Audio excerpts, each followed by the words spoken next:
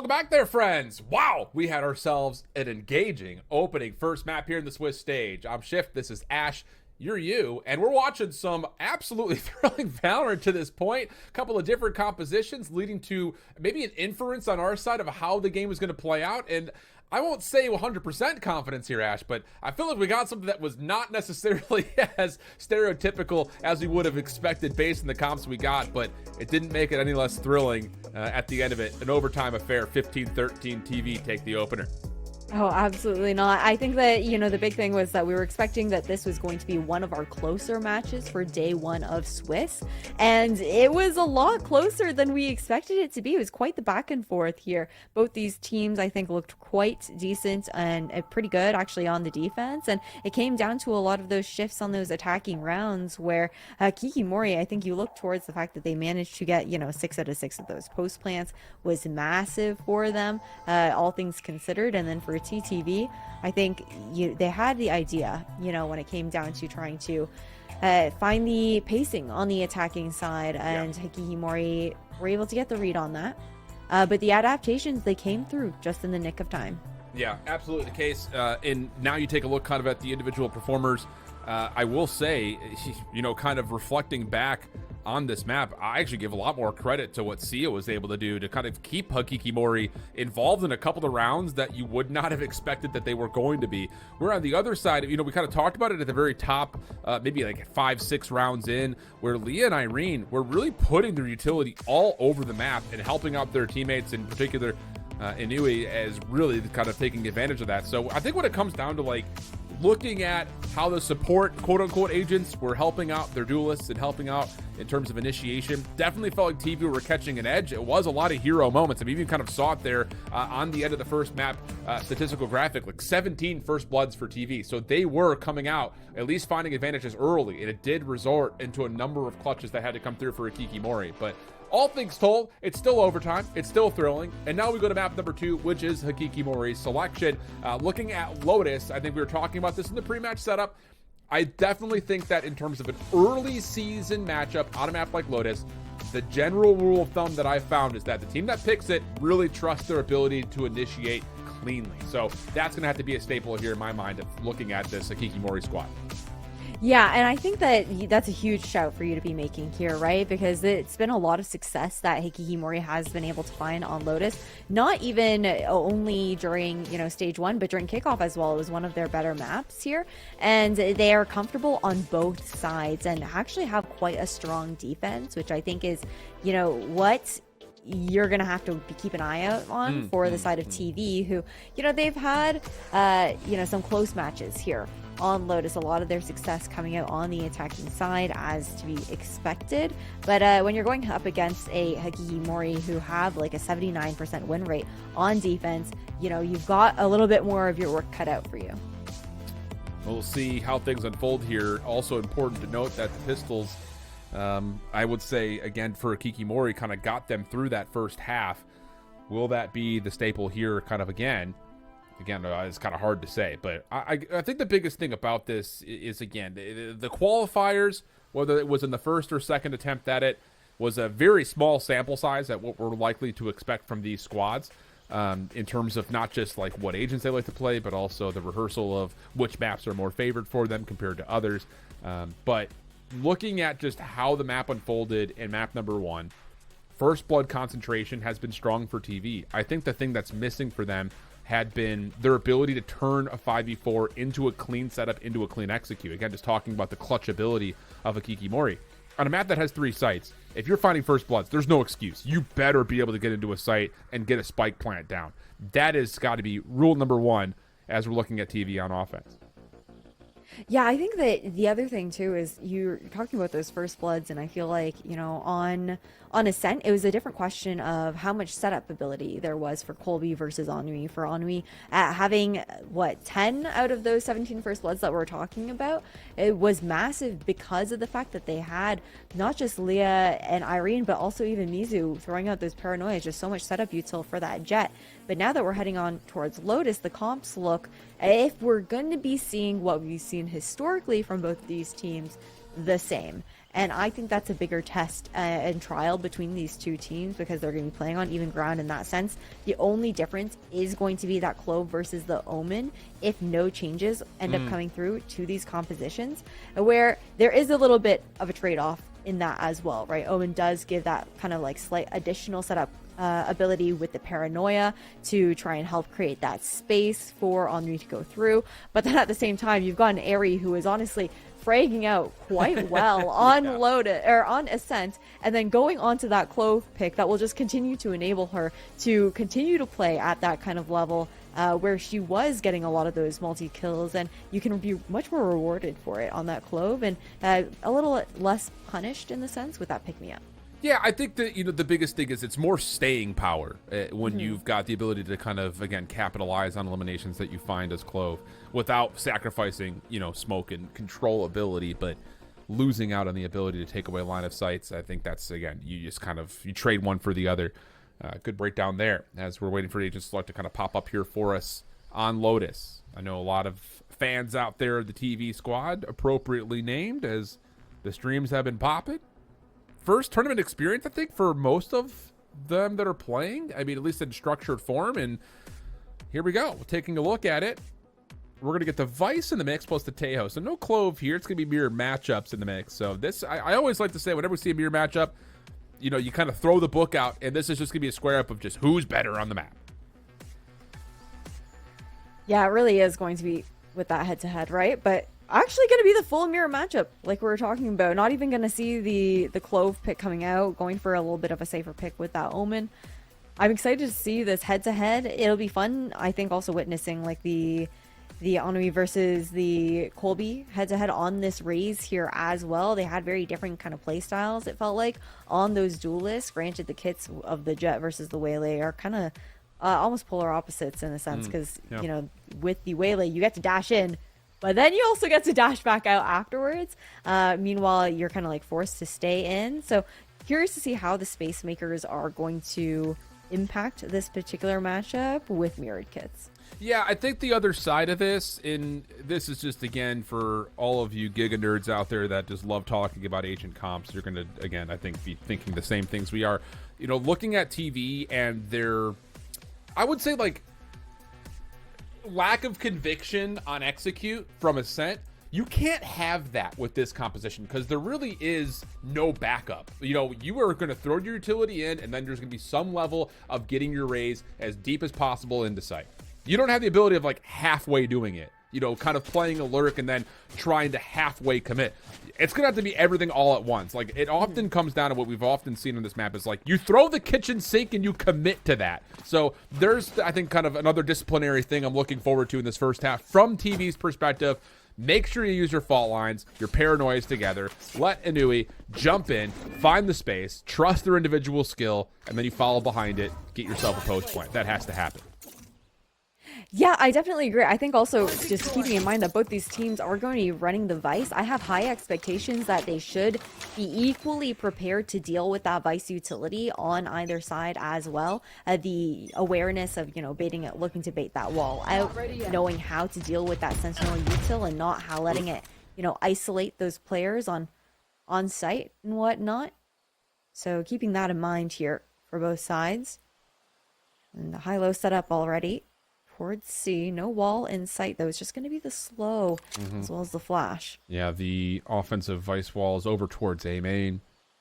Still triggering it and getting out will be the defensive Colby while the hit is underway at C. Smokes through, Vines in the way on top of the site.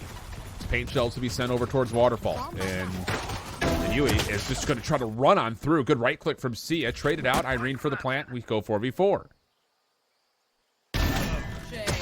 Okay, on this lurk, gonna be able to get a bit of damage at the very least. And look at the CT control here for TV. You've got the wrap coming in. They are aware of it. Colby keeping an eye out for it. Oh no. Disaster strikes. Now the paranoia comes through. Here comes the defensive retake. And both members affected by this. Mizu gets one before the fault line attacks. And Colby will catch 3. And yeah, that's just really unfortunate timing. Just trying to take that deep scaling route around the back. Doesn't work out for Leah. And Hikimorei continuing to do well in the pistols. Nicely done. Every single pistol so far found for Hikimorei. They've got great protocols with it. I think the idea, though they pick up that round though, I do want to give credit to the fact that the idea from TV was good. Correct. You know, when you're pushing onto that C site, you've managed to get that plant down. You're meant to push usually into CT or into Waterfall. You want to try to take that space, especially when you're aware that so many players are over towards B main thanks to the lurk that Kaide had. They just weren't able to come out on top in a lot of those gunfights. And Hikimorei were aware of it. Now into the anti-eco, it's been consistent fast control of Rebel, something that TV haven't really been contesting so far. Yeah, not yet. In a round where you assume there will be SMGs or shotguns, I just don't feel like there's any way that TV even try to challenge this. Stealth drone at mid will leave something to consider. And Mizu will throw a shoulder and say, I'm not interested, tries to back away, but Colby hits center mass with 2 bursts out of the judge for first blood.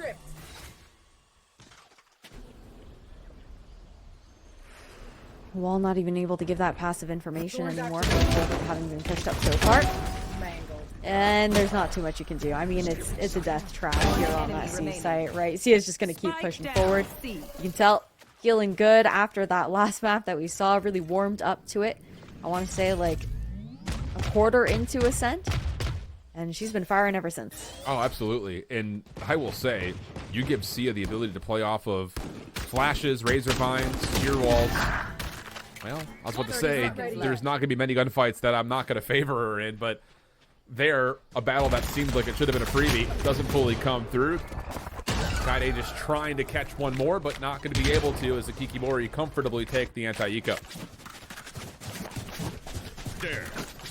Clean round for Hikimorei. See if they're going to continue to replicate this success from themselves. We even saw on Ascent, even though they didn't win the round, they managed to take all guns out of the hands of TV in that second half. Just making it as expensive as possible. But a little change to the setup this time around. It'll be the same conditioning that they've done with the salvos and the fault line over towards that A site, except this time we're actually going to have a shift coming over from Colby over towards C. If you're TV, though, you need to read that salvo paint shells combination, was not sent over towards A main this round. And that stealth drone actually does reveal quite a bit, and that's enough for TV to quickly rotate over. Now, this is where you get into that breach tail prison, though, if you're not careful. Oh, Arthur will back up into small. Angel will play deep into sight, and Arthur will confirm that, yep, the hit is on. Irene on an island here on site, though, saw his 2 flashes in hand. Aftershock just to delay, to buy time for the rest of the Hikimorei to get that rotation through. That's the tool belt for Angel. Now needs help. Colby's on the way over. Decent first one. Colby with a judge is just trying to get in as deep as humanly possible, but it looks like the line in the sand may be drawn here. Salvo coming through to try to delay the plant. That's decent. Oh, Sheriff in the back pocket here. You can fight with this if you're Colby. Irene's still looking for contact on the backside of this dark cover. This could get dicey. No plant yet, and Colby is just on the opposite side of the periphery of this dark cover from maybe blowing this round wide open. Ooh. Just able to sneak back. Satchel out. Still getting this toggle of the spike. And TV will finally commit for it. Colby's still held over towards the drop. Double stack in through mid stairs. Arthur still waiting for one more chance to throw out a salvo, and here we go. Here's the retake attempt. No contact yet. Fault line also recharged here for TV. Good angle for Kaide. Irene also make sure that rope stays safe, and we still know that Colby's here. There's nowhere else that they could go. Wide sweep with the Sheriff, the only possibility. Satchel, nice try. And it's just down to Sia, 1v3, no chance. May just save the Vandal. Just go for a couple of exits. Similar story as before. Yeah, just trying to take as many of those weapons out as possible. It'll only be the one extra one this time around, 2 to be carried over on the side of TV. Nice adjustments for them. Hikimorei, though, again, pretty consistent on being able to do those damage on those eco rounds for themselves. Yeah. Steel Garden at the ready for Sia. Showstopper 1 away. Whereas for TV, they have the Rolling Thunder at the ready. Could see some fireworks here. And what will be our first true gun round. A couple of the light armors or regenerative armors on the board for both sides. And we're going to get a challenge over towards A main. And again, TV have gotten a pretty solid read on this. It's a salvo, it's a paint shell. It's almost every single time. Colby going to add a boombot into the picture, maybe feeling a bit of pressure. And yeah, that boombot does get triggered, so Hikimorei will know that the offense is somewhere nearby A main. So the jump spot happening here. Comfortable playing a forward angle, right? Insane util to come out, but the roll. Decent trade. Kaide still just trying to fight for the life. Razor find out. Stealth drone deleted. That's really good from the lurk from Kaide. But no commitment into A here, Ash. No, not at all. I think expecting maybe heavier presence after that Rolling Thunder gets thrown out by the attacking side, expecting that rotation to have been called by the defenders. Retrieving flash. Even though, you know, that showstopper managed to get one. Just looking to play it a little bit safer. And they know too. You know, he has been setting up that wall very consistently towards that B site. Should be easy to contact in towards C, despite the razor vines that are lying in wait. Kaide, actually the successful lurk, is now just one off of the Steel Garden. Same is in play for Sia. Razorvine just trying to slow this down, but there is enough space for a plant. Just a really awkward space for it. The only bit of good news here for Kaide is that the Steel Garden will really restrict how a Hikimorei even attempt to play for this retake, because you can block everything off with it and force the secondaries to come out. So we'll see if that ends up being the case. Sia just looking for some peeks and pokes over the top of the banister. Nothing there. Here comes the salvo. All right, they pushed off. Whoa, a straight headshot actually lands. Aftershock could be huge, and it is. That's a massive shutdown. And now all of a sudden, TV had to try to hold from backside of the ramp. Salvo still at the ready. Irene, one more flash. Angel, just caught looking the wrong direction. Couldn't commit to the gunfight in front of her. And the post plant will hold, and we get tied at 2. Great delay coming out from TV. And again, neck and neck so far. Consistency there. I feel like it's been really nice responses from both sides to util that's being thrown out. The protocols are looking quite good from both TV and Hikimorei. You talked about that Steel Garden. It's going to be coming into play into this next round. Wouldn't be surprised to see TV just throw it out there, considering, you know, Hikimorei aren't necessarily on the best buy money-wise. And they want to continue to kind of chip away at those finances on the side of Hikimorei, keep that economy down.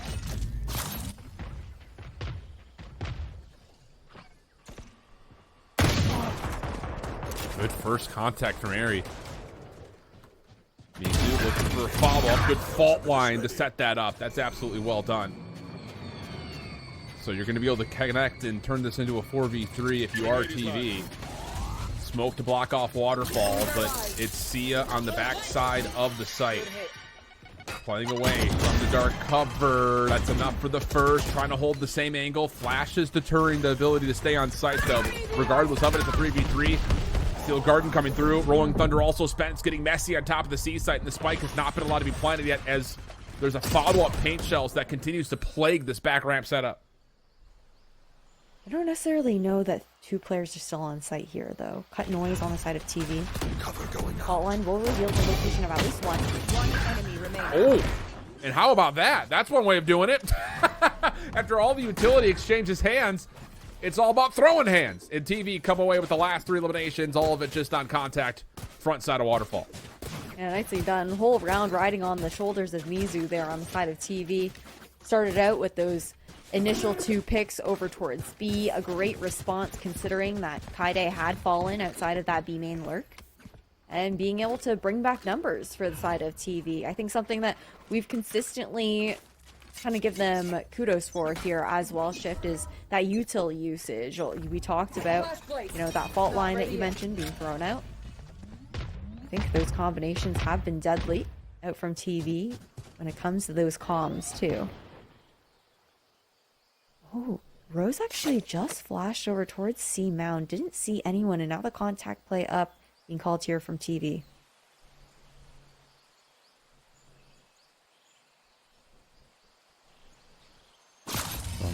pause, moment of quiet as the stealth drone will be the next thing out. Razor Vine will be seen. Deleted. Arcrow's trying to hold off the play a little while longer as the defense will actually try to step up, maybe a touch through mid. You've got Colby with a Judge trying to block some sort of rotation to B. And the defensive utility has done well to keep them away from actually entering into C, but Colby just gets spammed. That's a great look at it, but unfortunate timing, and now we have a 5v4 with just weaker weapons for Hikimorei. Forward play as well. Sia has been so good at anchoring this site, managing to get 2. And now numbers advantage here for Hikimorei when the flood initially looked like it would be going inside of TV. And we have to plant here if you're TV. I mean, we can't be toggling. You still have superiority on the site.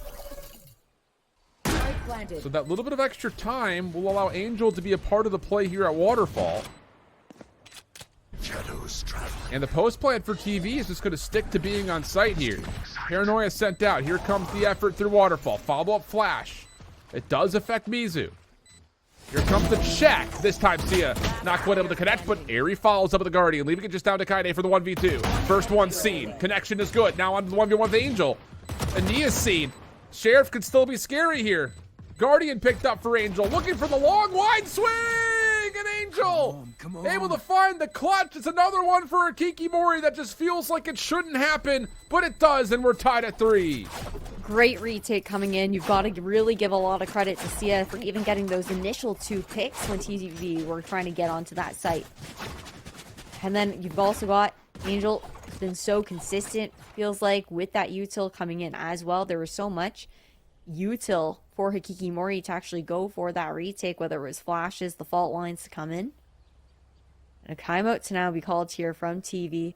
I like that they don't, spare any expense, honestly, when it comes to these timeouts. Shift, TV, they're not afraid to pull them out a little bit early on. They just came off the back of, chaining 3 rounds together and are immediately looking to take a pause and be like, okay, what do we want to change about our approach? We want to keep that momentum going. Sure, they stopped us this 1 round, but what can we do to take that momentum back? Wow. It's just another one of those rounds you think back through, you replay it in your mind, and you just sit there and say, ugh. After that first layer of this offensive setup for TV, it just feels like as we start to get to 3v2s, 2v3s, those low number situations, it just doesn't feel like the protocols are built out yet in terms of what do we do if we find ourselves on site in a 2v3 with weapons in that instance as an immediate example. What do we do if we feel like we've caught out a member lurking in towards me for free, like we saw Irene spamming through, finding Colby in a corner? Can we put pressure, keep this defense guessing? It just, again, feels like those mid-round adaptations are still being worked through, and those moments of indecision have allowed a couple of clutch moments to come through for Hikimorei. Absolutely. Although being able to really think quickly on your feet here, especially so early into the stage where you really haven't had the most previews of each other either within stage 1. Such a deep line to be held on the side of Hikimorei. Flash out even for Colby to look even further. And they may try to hold this. Oh, but they don't clear the corner. And also the read, as I say, at mid-arches is still well received. Kaide just fighting for their lives. Backs up over towards B main. Shots don't land. Showstopper out for Inui. Bold, to put it plainly, as the trades are still very back and forth. And Angel, just can't find the last shot onto Irene. So it's down to another 1v1, but a major health pool advantage for Sia, who's still lurking up towards mid.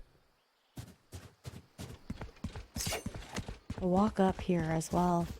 Being able to at least garner that information that it won't be that plant here towards the B site. Door open though, something that Irene is going to have to keep in mind. No idea where Sia is at the moment, but a nice open plant. This gives options to Irene. You can push up towards heaven, going to be the option here, or even look to wrap back around towards stairs.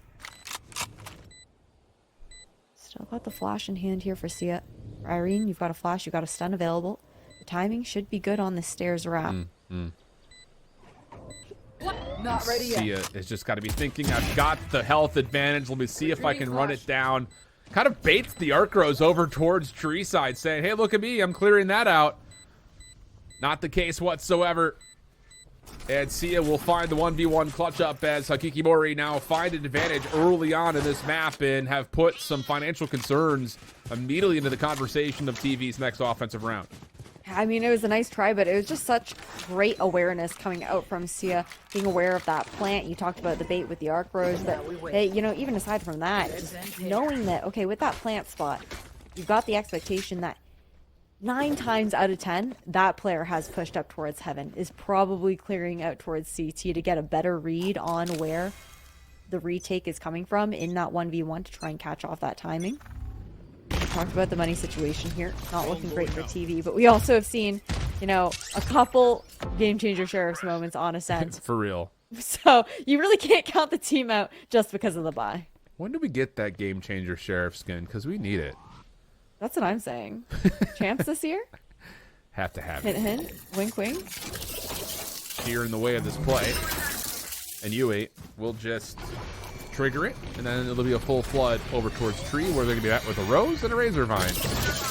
And woof. That's going to be annoying. Salvo's actually almost fully in place.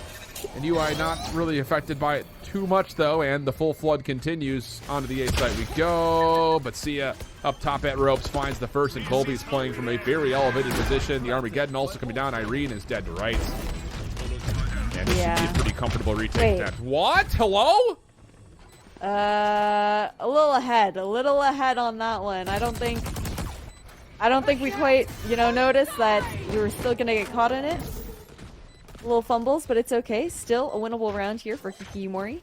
Go ahead. Armageddon comes out on the other side, though, and whoa, what a mistake this would be. If Sia dropping the Armageddon is the difference maker here, that would be miserable news. There's the toggle. Arthur trying to clear out tree, does well for 2. One more on the corner. Arthur cleans up all 3 post-plant defenders for 4 in total on the round. And Hikimorei, well, they eliminate the ability for that mistake to be capitalized on by TV.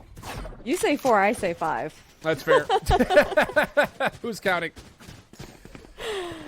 Yeah, a little gung-ho on that retake, but it's all good. It's all good. They managed to bring it back there on the side of Hikimorei. Just trying to go for that fast flood. And for TV, they finally got a buy back in hand. You know, that money a little bit bolstered by managing to find that plant in the last one, but you look at the rounds being won here, 4 out of 5 of them on the side of Hikimorei have been in those retake situations. Feels like TV really haven't put enough pressure on the attack to force a lot of that util out early on from Hikimorei. And it leaves them with a lot of tools into those retake situations. The first time we see TV putting any substantial effort into throwing some attention to the front doors at B. Salvo will allow Hikimorei to clear this and check it. Colby will catch a little bit of damage, but does clear out the rotating door between B and C, so at least some defensive knowledge to be gained as we get down to a minute to play. Something that Hikimorei does well as you know, pretty consistently only expending those rechargeables into the early round and save as much of the rest for afterwards if possible. Some of that util to be baited out though, slowly but surely here over towards the seaside. This drone's gonna get quite a bit of info, actually gets shut down, so not gonna be able to spot out nearly as much, but don't be a pivot towards B. Yeah, it looks like this is going to be a commitment, and yeah, the Rolling Thunder, as they would have to be utilized here because they just don't have a lot of information. What a shot from Colby! Mid-air, shuts down, and Yui. Back and forth, pinch stripe we go, but it's Arthur able to win out the day on this pinch play from C-Mound, leaving just Leah by themselves. 1v3 in technicality. Spike is away from her. They have to win this 1v1 outright, but Arthur is keeping the hot hand. 7 in the last 2. 8 with an asterisk if you want to count the Armageddon kill on their teammate. Hey, I'm really starting to get an understanding of why Hikimorei have had such like a stellar stat line when it comes to the defense here on Lotus. You know, we talked about how they have a 79% win rate for those defensive rounds.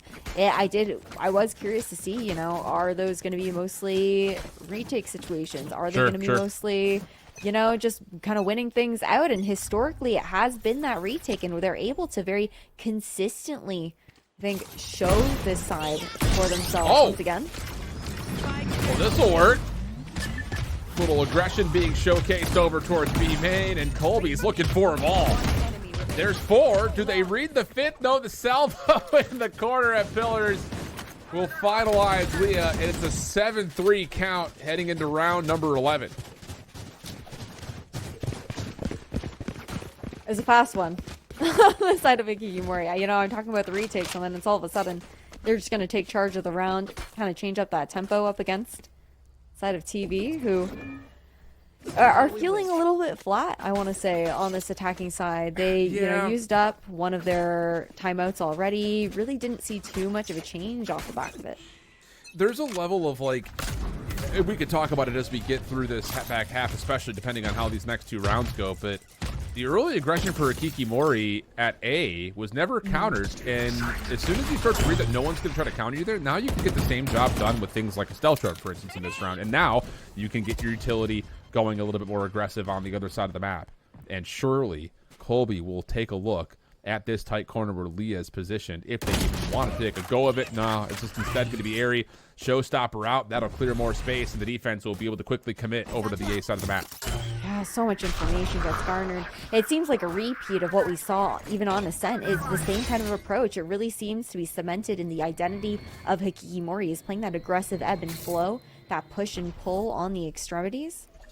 And it works really nicely for them. It gives them a great opportunity to get good macro readings on the map for those pivots. Oh, what? Just up the rope. And Yui will find one. Rolling Thunder. I don't even know if that actually affects most of this offense. Yeah, Angel's going to do this the hard way.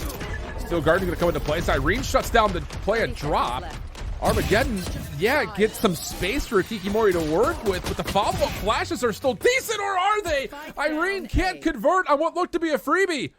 Sia snaps to the head, and again we've got a 3v3. The cross from Tree is being watched, and another round that TV look like they're going to survive on the site through all the defensive utility, but they cannot find the kills they need, and we have an 8-3 half with 1 to play.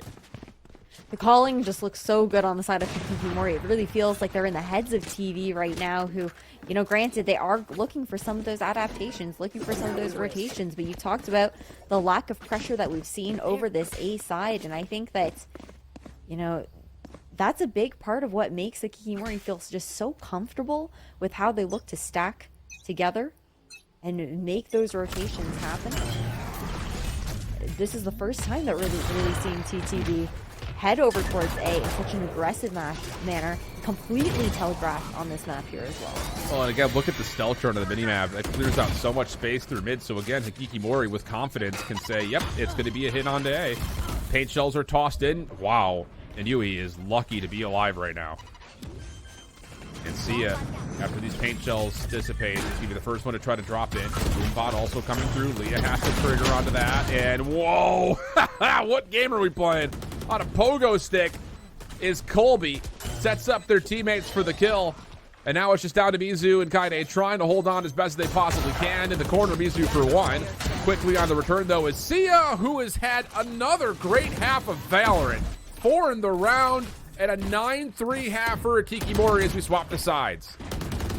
They are looking insane right now. And I'm scared if I'm TTV, right? You know, they had the comfort of knowing that they managed to take their map pick on Lotus. It is no doubt why Hikimorei wanted to take it over towards, or sorry, on Ascent, and then there's no doubt why Hikimorei wants to take it over towards Lotus here with how dominant that they've looked. And it's terrifying to think, you know, Hikimorei, they're 3 for 3 for pistol rounds right now, and this is a much needed round win for TTV to keep themselves in contention here for map 2. Yeah, very true. They haven't won a pistol yet, have TV, so that's already going to have to be different. But look at the long stretch for Hikimorei. After the timeout gets pulled in round, I think it was in round 5, they come back with really just flawless retakes in the backside of that first half. TV looking to get aggressive here at mid. Sia, once again, feeling frisky, and why not with the stat line they've put up. And anyway, able to find a rare elimination onto Sia cleanly. Mizu, though, for the trade. And the defense still in position here at the swing door through C mound to keep Hikimorei back away from the C site. This is a nice numbers advantage here for TV, making it run. And yeah, I mean, there's nothing you can do there. You've got the aftershock coming for you. Arthur somehow finds another just outside of B. I like how TV are looking to go for this flank actually as 3, grouping together, playing that numbers advantage. And for Hikimorei, it's about trying to find this plant. They'll go for that early CT control. Try to find some of that information early on, get a better read. And maybe not even actually plant on that site. No, they've got time. They can walk away. Waiting out the salvo is pretty important. And TV again. This is kind of the same exact moment that we've talked about, at least in certain references, throughout the first 2 maps. It's like you've got numbers. And instead of waiting for a secondary toggle, they're going to find out very quickly that they're going to have to play a full retake at A. And outside of a fault line and maybe a salvo to get recharged, this is going to be maybe more difficult than you would assume. And a little bit of chip damage to already be done in Irene as well. Both fault lines available for both sides, though. You do have still the arc rows actually up here for Tree. Could get a little bit of that information. Contact play together. Yeah, and wow, Angel finding one there's a miracle considering that they were jump peeking on the corner, making a ton of noise. They have no idea, do TV, on where Airy is, and time is running out. You've got to go. No one's even looked over towards drop. Airy finds the first, now onto the cross. Sees that there's no defuse on the way, but Leah still spams it through. Not gonna have enough time. And another folly from TV with numbers. Just playing too cautious around C main, and it ends up biting them in the butt. I think that's the tough thing is that right now for Hikimorei, I feel like they just play with a lot more confidence. And they're not afraid to, you know, be even a little bit disrespectful with the space that they're taking, as long as they, you know, they know that they have the numbers to do it. They have the utility to take that space. They will push forward. And for TV, I think, you know, the idea was maybe there to play those numbers. Hikimorei, again, seem unstoppable when it comes to those pistol rounds. You know, 4 for 4 right now. I like the death ball approach, at least here for the side of TV. But it's also hard to try and close that gap when you only have pistols. Here comes the clearance of the C site. Paranoia just to confirm. And this plant will make its way over to the top of the ramp. Kaide has backed up just to stay safe and allow a chance for this TV retake. They did proc the shear over towards A main. Shot's a good one here. Double swing on the way through. Good eliminations here for TV. They're going to get a couple of weapons off of that. Plus, of course, they still have the numbers. Angel off the Stinger reload. Met by Leah. Stun going to hit. Aries got to try to hold this from the top of the box, but that aftershock will push them off. Numbers starting to falter just a touch, but Inui still shooting. Aries, last one left. Time to come get issue here for TV. We got to go. We can't just sit here playing for the pick. You have to take the fight to Aries. Now off the regen of the shield. First shot misses, but doesn't make a difference. There's no time. Unreal. Another mistake from TV when things start to cook for him. And that would have been a huge round, right? Red Bull clutch for the side of Hikimorei. And that was so important. If TV were able to, you know, take that round away, they could still be in this map. And now it's a tough climb. It was already, you know, a solid lead on the side of Hikiki. To now claw back 11-3. I mean, you know, to be fair, we've seen Fnatic do it before, but that's also Ghoster calling. And that's a little bit of a different echelon of gameplay. It's not impossible, but the way that Hikimorei seem to be in the heads of TV, it's just not something that I really see here, at least for a second map. No, definitely not based on how the map has gone to this point. Hikimorei was way more dominant. Even though NUI still again putting together a decent first blood opportunity. Follow up though, trade come through. Leah's in trouble, being spammed, still trying to hold on to this position. Irene pulling focus away from her. That'll be well for 2. Flash for one more peek. That is perfectly timed, and that's more like it if you're TV. Only dropping 1. That is just an aggressive play for NUA that you're just okay losing, especially if the follow-up looks like that. I think it's massive. you know, a big important confidence round there for TV as well, just to keep vibes high after, you know, quite the aggressive chain of rounds that Hikimorei were able to find for themselves. And sometimes that can be what you need momentum-wise. And we're going to see TV playing a bit more aggressively over towards this A space. Hikimorei going to be doing the same. We're going to see the contention that we really didn't see at all in that first half. Oh, bold teleport here for Airy. Makes good on it, though, as they will find the opener. Trouble for Mizu to find the trade, but eventually able to capitalize and go 4v4. Great flash from TV. It affects 3. One enemy remaining. And they will all drop. Down A. It's almost like where, I mean, not the side swap, but like there's a level of where was this from TV, and not just on like you're playing good trap plays. I'm just talking off the sheer fact that their combination of utility and how they want to execute is looking so much better in the last 2 rounds. No, I 100% agree with you on that. And that's what we wanted to see. We wanted to see them going for some of that rebel control. It was like consistent defaults. I think maybe expecting that aggression that we saw on Ascent coming out from Hikimorei, which was something that they did do, just not as early in the round because it's a much bigger risk to be taking on Lotus. And I think just it came down to giving too much respect almost to Hikimorei in that initial That's a good way of half. putting it, yeah. Okay. 30 seconds left. Can you continue to put them together like this, though? Like we said, it would be unfathomable, near unfathomable that this would happen. But not impossible. So this round will end with a whisper, but it did start with a bang. 10 seconds And left. with an 11-5 tally, Eco is going to be shattered for Hikimorei here coming into the next round.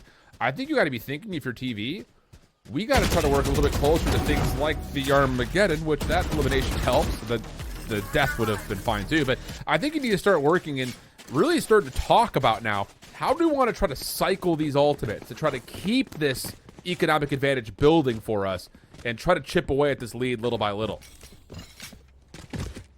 Yeah, that's the thing. Because you don't want to, you know, use it all at once, knowing that Hikimorei, they're cycling up to huge ultimates of their own. They've already got that Armageddon online, one away from that Rolling Thunder. And again, you can't count either of these teams out ever when they are going to be on one of those game-changer Sheriff Ecos.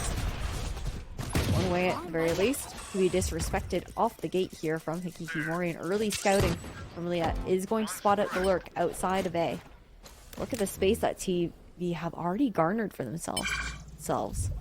You've got anyway already pushed up over towards Rubble. Maybe a little bit of assistance there. Yeah. And otherwise, for Hikimorei, they have Mound, but everywhere else is going to be space they have to re-clear. And I think the thing about this approach for Hikimorei is they're going to have to quickly realize that the only option they have is to actually dive into B. I mean, this double setup is not one you're going to break. So you say, nope, not interested in that. You're going to move your way over towards C to give it a look, but you've got double Razor Vines and a sheer wall. And as soon as they read that, with 45 seconds, you just can't commit to this play. There's the Razor Vine. You don't have time to proc this wall. You have to commit through it. So there's the door to swing. Rolling Thunder at the ready for Irene. Had both arms up, was thinking about it, but instead it's just going to be the aftershock, the delay from the front. Paranoia also there. This is taking so much time away from Hikimorei, but they've stayed alive. Very disciplined in their approach. Leah for one. The trade is decent. Irene on the follow-up. Yeah, that'll work. And for a moment, I was about to say, we don't need to use the Rolling Thunder here. You have so much more utility. And TV will hold. Nice and comfortable for them. It's also been difficult, I think, for Hikimorei to deal with that Vice Wall that we've seen Kaide, you know, throwing up. It's a standard one over on that C site, but the way that they're playing, whether it's the high-low or even the crossfire on C as well, makes it so deadly for Hikimorei to even try to trigger it a little early on. They can't really go for that jump spot. They're looking to take, you know, a little bit of that damage. Even get picked off if they take that risk as well.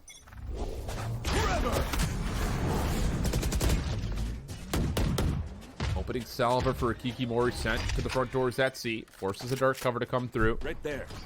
Not too much in terms of expense being spent on the utility. Colby working for the showstopper. One away. And I think if you're looking at this from Hikimorei's perspective, like worst case scenario, like a showstopper round should guarantee you 12, but can they find a way to create something here in this gun round? My blind is dead. Slowly breaking apart the setup here. Really is the deep razor vine and then just the wall holding guard of Hikimorei on an island with her positioning here as well. Wall trip. Oh, we can't get baited like that. Salvo out. Armageddon was there too, but the showstopper's going to clear up so much space. Plus, they find a lurk kill on NUI over through the middle of the map. That just could not be allowed to happen. And so now, for the retake, if you find a pick, you're thinking Rolling Thunder, and that is exactly the call. Angel for the plant, Rolling Thunder on the way in, that stalls things. Counteracting it is Angel, just pushing everything back and booped up with an Armageddon in play is Irene. Absolutely beautiful combination of utility. Angel will get the plant now, and it's going to be a 2v4 retake. Kind of questionable. We saw the paranoia being thrown. Surprised that, that wrap timing actually goes through. Tags through the top banister of the site, come through. Sia still putting them together. 3 in the round, and that's going to be map point instantly for Hikimorei. He's been so good with those timings. Feels like, just like the intuition for Sia has been so nice to see. Timeout to be called here by TV, and at match point feels a little late in this one, all things considered. But for Hikimorei, they finally stopped the bleeding. A small wound to cauterize, though. I mean, you lose a gun round, you lose the follow-up, and then you're on an eco. I mean, it's not the end of the world. Mm-hmm. So, you have a big gap, big cushion here. And that was an expensive round to lose, too, for TTV. Agreed. But it is one of those, like, as you start to see it unfold, like, I don't think you go back and rewatch that and say that, like, theoretically they did anything wrong in practice in terms of, like, how they wanted to try to execute it. It simply comes down to the fact that, like, Patejo breach with both ultimates is a guaranteed elimination. Like, the only way you could change how you play that if you're TV is that Irene throws out the Rolling Thunder. You know you've stopped the plant, so you sit there and say, that's all we want. But they were looking to contest. They wanted to get back in, especially with the numbers starting to fall apart. So you could criticize the decision, but I think, there's still a good commitment there from how Irene tried to play that. Oh, 100%. I think it also comes down to, someone has to pull the trigger first on those pieces of util, and Hikimorei just held out until it was TV to actually rip a lot of those ultimates off gate instead. A lot easier to find the counter instead of the one to look for that initiation. This stealth drone actually gets really deep at mid. Not seeing anything, plus with leaving a defender and Mizu over towards A, allows TV to make a quick decision on the rotation back to C. Razorvine in the way here of Colby, plus the shear is still intact at the moment. I like this call to re-clear, though. They heard the stealth drone, didn't see anybody. They looked to actually draw some more attention back over towards B. Not even looking to commit to it, just faking with a stealth drone of their own. Maybe cut noise and look to hit eventually, but it keeps TV, spread apart a little bit more compared to the numbers we saw. A little high-low setup here for TV, but Angel will find both. Salvo is out. Steel Garden also going to get spent here as the approach for Hikimorei is underway. Paranoia is going to try to cut across the side to stall this, maybe get an angle from Mizu. But the shots just aren't as clean as you'd like. Leah does keep this interesting, though, with elimination of their own. Held back by the Razorvine for now, but 2v2, this is still very doable. And they're going to try to just do a little bit of a wide peak double swing. The first one works out. Kaide for 2, and TV still stay alive. Managing to find it off the back of the timeout here for TV, but again, it's still 5 rounds that TV will need to try and take us over to overtime. And even though it ends up being that round win with TV's situation, when it comes down to that economy, they have to force up with, they were able to actually break the economy of Hikimorei. I was looking at the wrong side there. And Hikiki, they call a timeout in response to that. They don't want to allow TV to continue to force them into that cycle of those buys and those ecos. Man, I'm still looking at round 18. Like, that was so winnable for TV. Not that I'm, no bias here, no bias casters on land. But it is one of those situations that I think if you're looking at that from TV's perspective, like, we could have been cooking 5 in a row here. And I think there is a level of that round, even though it is a win where Hikimorei are able to kind of cauterize the wound a touch, where you still feel the impact of, like, we were in some major trouble there. And that's not going to be any different moving forward with not just broken economy here, but you're behind in the eco economy on top of that. Like, there is a realistic world just based on the tools that are available, the pockets that have been built up, that TV are looking at this like, we can get another 2-3 rounds, no problem. And then all of a sudden, it's just who wants it more. So we'll see. I don't hate the idea of Hikimorei talking about the things that may have gone wrong to this point. I think especially considering that, like, they really haven't had a good look at A yet. I mean, there's been these labored approaches to C, trying to, like, pull the defense between B and C, but I would like to see them throw a little bit of an effort into A once they get full guns again. I think that's a really nice shout. You know, that the way they were contesting is really nice. It forces out a lot of utility early on from TV as well. A little bit of chip damage here. See on that lurk. Stop it. Wait. Can't happen. Was that Just through the can't. smoke or was it a jump spot? Either way, can't happen. It's just like, if it was over the top, which it looks like it very well may have been, like, I don't think that was purely through smoke, but regardless of how it happens, like, we just can't be peeking there for a free first blood, because now you have to guard this weapon. Like, it's going to keep the defense forward at A, and the Hikimorei are just going to flood after the shear fades. Well, maybe. So maybe they're just going to flood onto C with their numbers, but holding for a moment, waiting for the utility to get stacked. Yeah, looking to group up, maybe go for some sort of backstab opportunity there for Airy as well. Well, showstopper out. Or anyway. Oh, up close and personal. That works. Takes a lot of self-damage, but still confirms the kill. Oh, but the angle from Airy nearly works out to win the round outright. But a chance here for TV to hold. Kaide, who had to get out of the backside of the C site, is now back in towards position. But Colby, a little bit deeper on this pinch than would have been expected, finds Leah, leaving it now to what have to be a 1v3 for Kaide. Time is going to be a bit of an issue, but with freedom to get it a beat, it's going to be a post plant, and then Kaide has to break with 9 health. That's the thing. Seems impossible here for Kaide. You've got full kit available for Angel as well, aside from that aftershock. There really isn't too much that you can ask from Kaide here in this 1v2. Just another missed opportunity. Jump peek comes through. Kaide will confirm that one player is playing through the site. Problem is, Colby should be able to see this. Kaide thinking it's going to be a crossfire setup, and no, it's Colby from behind, and Hikimorei will take their map win by way of a thrifty. And a first blood that, again, we didn't get a chance to see it. It looked like it could have been through smoke. It may have been a jump peek spot. Hard to say. Regardless, you're in a weapon advantage situation. You just don't have to do that. And then on top of that, just the route manipulation through the middle of the map for Airy to find a couple of more just makes matters worse. And that gets us to a map 3 affair here, Ash.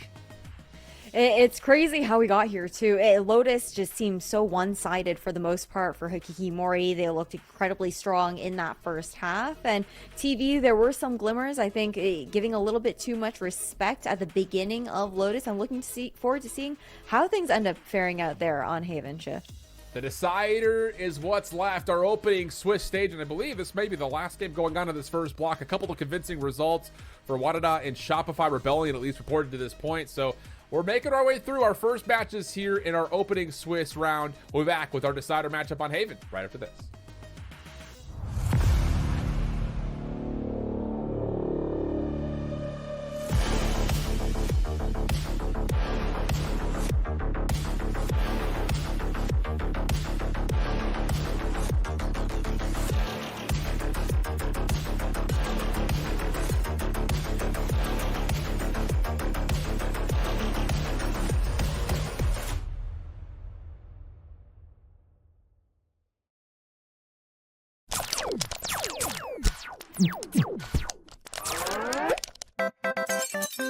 Red Bull gives you wings.